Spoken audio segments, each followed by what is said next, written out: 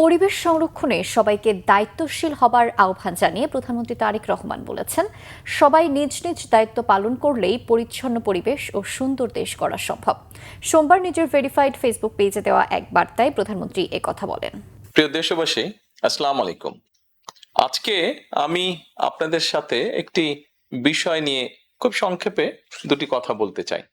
যে বিষয়টি সমাজের প্রত্যেকটি শ্রেণী পেশার মানুষকে স্পর্শ করে। যে বিষয়টি কি সেটি হচ্ছে আমাদের পরিবেশ। অর্থাৎ আমি, আপনি, আমরা সকলে যে পরিবেশটাতে থাকি সেই পরিবেশটি কেমন, আমার আশপাশটি কেমন।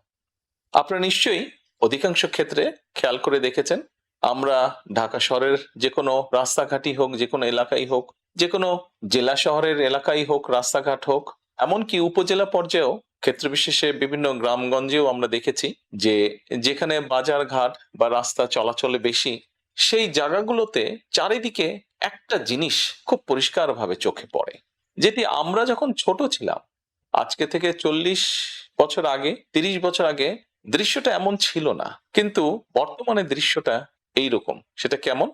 চারিদিকে আমার আপনার আমাদের ব্যবহার করা হাতের টিস্যু, অথবা আমার আপনার খাওয়া চিপসের প্যাকেট, অথবা বাসায় ব্যবহার করা রান্নার তেল যে তার প্লাস্টিকের বোতলটি, অথবা আমি বা আপনি পানি পান করেছি প্লাস্টিকের বোতল থেকে সেই বোতলটি, এরকম আরো অনেক ধরনের আবর্জনা যত্র তত্র সব জায়গায় ছড়িয়ে আছে। কোনো জায়গায় একটু বেশি জমা হয়ে আছে, অথবা যত্র তত্র লোকালয়ে চারিদিকে ছড়িয়ে আছে। চিন্তা করে দেখুন তো, আপনার ঘরে যে ঘরটিতে আপনি থাকেন, যে বাসাটিতে আপনি থাকেন, যদি চারিদিকে এমন টিস্যু ছড়িয়ে থাকতো, যদি চারিদিকে এমন আবর্জনা ছড়িয়ে থাকতো, আপনার কাছে কি ভালো লাগতো দেখতে? নিশ্চয়ই না, আমাদের কারো কথাই ভালো লাগতো না। কবি তো সুন্দরভাবে লিখেছেন, সবুজ শস্য শ্যামলা আমার এই ভুবন। তো আসুন না, আমরা কেন আমাদের পরিবেশটাকে সুন্দর করতে পারবো না?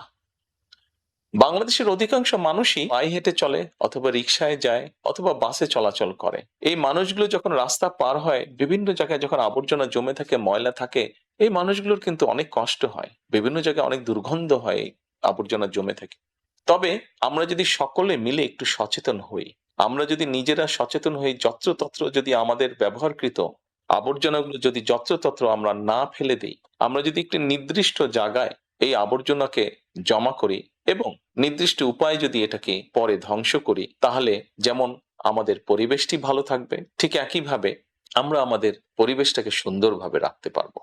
দেখুন, অনেক জায়গায় আমি দেখেছি, গত কয়েক মাসে যখন আমি দেশের বিভিন্ন জায়গায় গিয়েছি, হয়তো কোনো একটি পুকুরের পাশ দিয়ে যাচ্ছি, দেখেছি পুকুরের ভিতরে বিভিন্ন রকম ময়লা স্তূপ হয়ে পড়ে আছে, অথবা পুকুর পাড়ে বিভিন্ন ময়লা স্তূপ হয়ে পড়ে আছে। অথচ একসময় কিন্তু এই পুকুর পাড়ে মানুষ বিকেলে বসতো, গল্প করত পরিবার পরিজন নিয়ে, কিন্তু এখন আবর্জনার জন্য সেটি সম্ভব হয় না। ঢাকা শহরেও বিভিন্ন পার্ক আছে, বিভিন্ন জেলা শহরেও বিভিন্ন পার্ক আছে। আমরা পার্কগুলোতে যাচ্ছি বিকেল বেলায় পরিবার পরিজনকে সাথে নিয়ে, কিন্তু গিয়ে যখন আমরা চিনে বাদাম খাচ্ছি, অথবা চিপস খাচ্ছি, অথবা বাচ্চারা লজেন্স খাচ্ছে, খেয়েই আমরা জিনিসটা সেখানে ফেলে দিচ্ছি।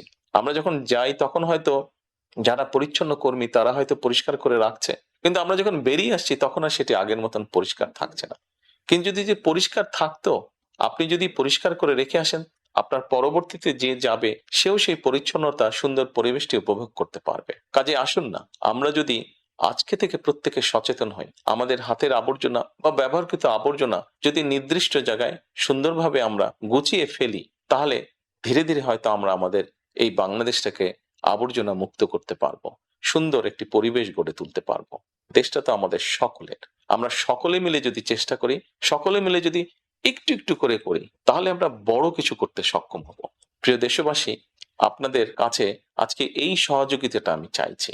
আমরা সকলে মিলে আসুন, চেষ্টা করি আমাদের দেশটিকে পরিষ্কার সুন্দর রাখতে।